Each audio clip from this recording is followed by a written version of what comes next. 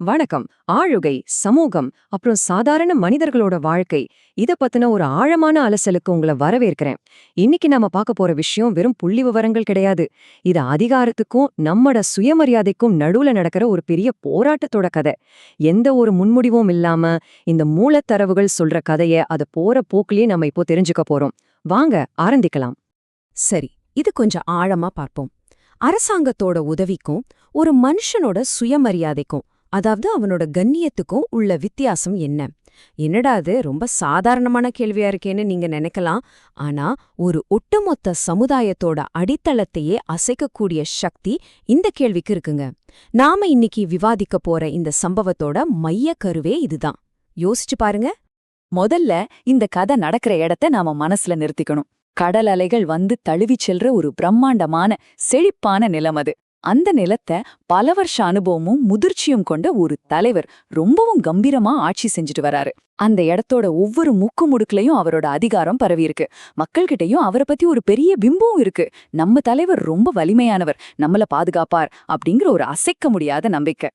பகுதி 1, ஆட்சியாளரும் கடனும். ஒரு அரசாங்கம் அப்படிங்கிறது ஒரு பெரிய இயந்திரம் மாதிரி இல்லையா? அந்த இயந்திரத்தை எந்த தடங்கள் இல்லாம எப்படி ஓட வைக்கணும்னு இந்த ஆட்சியாளருக்கு ரொம்ப நல்லாவே தெரிஞ்சிருந்தது. எப்போலாம் ஒரு நெருக்கடி வருதோ அப்போலாம் அதை ரொம்ப லாவகமா கையாண்டாரு, நிதியை திரட்டினாரு. ஆனா இங்கதான் நாம ஒரு முக்கியமான விஷயத்த கவனிக்கணும். இந்த அரசாங்க இயந்திரம் முழுசும் ஓடினது பெருமளவிலான கடன்கள் மூலமா தான். ஆமாங்க, கடன் வாங்குறது அப்படிங்கிறது அவரோட ஆட்சியில ஒரு தவிர்க்க முடியாத அங்கமாவே மாறிப்போச்சு. இதோட விளைவு என்னாச்சு தெரியுமா? அரசாங்க கருவூலத்துல கடன் சுமை ஒரு பெரிய மலை மாதிரி கூவிய ஆரம்பிச்சுது. நம்மளால கற்பனைய கூட பண்ணி பார்க்க முடியாத அளவுக்கு பல பில்லியன்கள்ல அந்த எண்கள் நீண்டிக்கிட்டே போச்சு. வெளியில இருந்து பாக்குறப்ப அந்த நிலம் ரொம்ப செழிப்பா தெரிஞ்சாலும் அந்த செழிப்பிற்கு பின்னால மக்கள் அறியாமலே கொடுத்துட்டு இருந்த விலை தான் இந்த மாபெரும் கடன் சுமை. இது வெளியில தெரியாத ஒரு இருட்டான பொருளாதாரம். பகுதி 2, அமைச்சர்களின் வட்டம். இப்போ இதுல ரொம்ப சுவாரஸ்யமான விஷயம் என்னன்னா, அந்த ஆட்சியாளரை சுற்றி இருந்த அமைச்சர்களோட குணாதிசயங்கள் தான். அவங்க எப்படிப்பட்டவங்க தெரியுமா? ரொம்ப விசுவாசமானவங்க, எப்பவுமே ரொம்ப சத்தமா பேசுறவங்க. அது எல்லாத்தையும் விட மக்கள் கண்ல எப்பவுமே படுற மாதிரி இருப்பாங்க. அந்த ஆட்சியாளரை சுத்தி ஒரு பெரிய பாதுகாப்பு அரண் மாதிரி அல்லது அதிகாரத்தோட ஒரு பிம்பத்தை இவங்க எப்பவுமே வெளிப்படுத்திட்டே இருந்தாங்க. இந்த அரசாங்கத்தோட திட்டங்கள் எல்லாம் எப்படி செயல்பட்டுச்சு அப்படிங்கறத நம்ம தெரிஞ்சுக்கணும். எந்த ஒரு அரசு திட்டமா இருந்தாலும் அது முதல்ல இந்த அமைச்சர்களோட கைகள் வழியா தான் போகும். அப்படி போகும்போது மூலக்கதை ரொம்ப சுவாரஸ்யமா ஒரு விஷயத்த சொல்லுது. ஏதோ ஒண்ணு எப்பவுமே அவங்க கைகள்ல ஒட்டிக்கும் அப்படின்னு. இது எதை சுட்டி காட்டுதுன்னு உங்களுக்கு புரிஞ்சிருக்கும். மறைமுகமான ஊழல். மக்களும் இதை கவனிச்சாங்க. கைகள்ல ஒட்டிக்கிறது அவங்களுக்கும் தெரிஞ்சேதான் இருந்தது.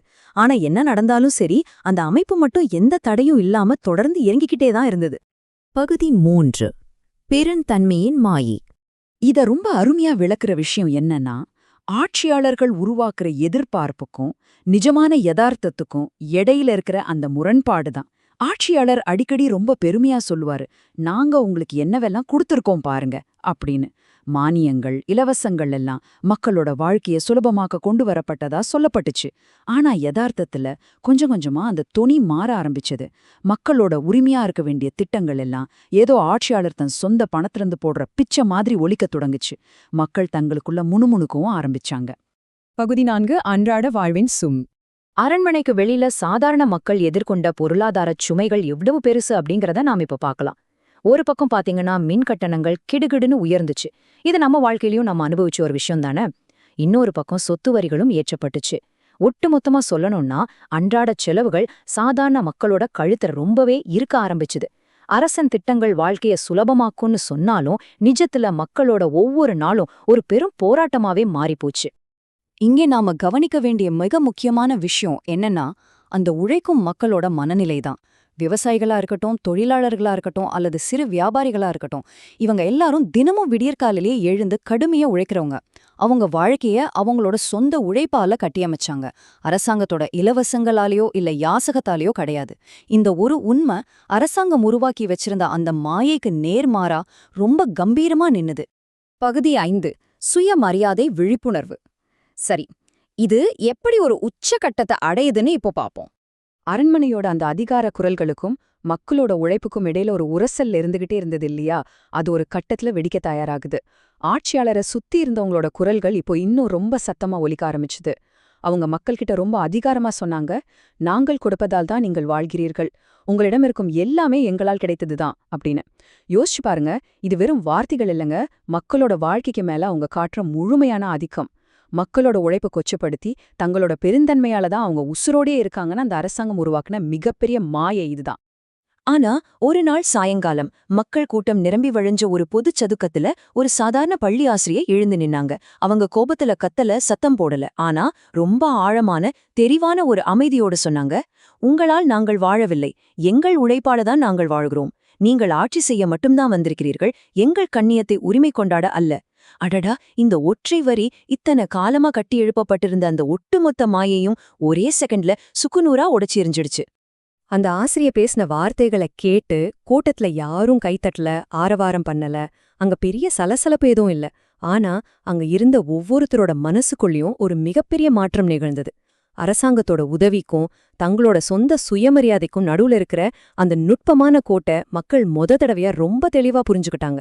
அந்த புரிதல் வந்த மறுகணமே இத்தனை நாளா அவங்க நம்பிட்டு இருந்த அந்த பெருந்தன்மையின் மாயே காத்துல அப்படியே கரைய தொடங்கிடுச்சு.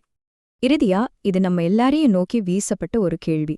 ஒரு அரசாங்கத்தை நாம சார்ந்து இருக்கிறதுக்கும் நம்மளோட சொந்த சுயமரியாதையும் சுயமா செயல்படுற திறனையும் பாதுகாத்துக்கிறதுக்கும் இடையில இருக்கிற அந்த எல்லைக்கோடு அது நிஜமா எங்க இருக்கு?